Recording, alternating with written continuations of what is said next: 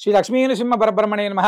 భారతదేశంలో అత్యంత విశేషంగా అనితర సాధ్యంగా భద్రాద్రి దివ్యక్షేత్రంలో కల్పవృక్ష నారసింహస్వామి వారి దివ్య సన్నిధిలో ఫిబ్రవరి 14 నుంచి 18 దాకా అత్యంత విశేషమైనటువంటి 9 లక్షల గోమయ పిడకలతోటి 9 లక్షల నృసింహ మహామంత్రంతో యాగం జరుగుతుంది.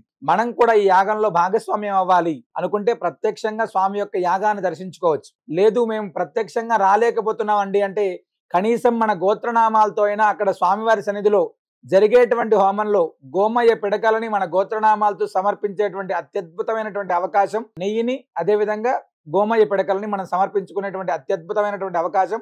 మేము కూడా స్వామి కైంకర్యం చేయాలి. భారతదేశంలోని ఇప్పటిదాకా 9 లక్షల గోమయ పిడకలతోటి ఎక్కడా కూడా నృసింహ యాగం జరగలేదు. మనం ఆ సమయంలో స్వామిని దర్శించడం అనేటువంటిది అత్యంత విశేషమైనటువంటిది.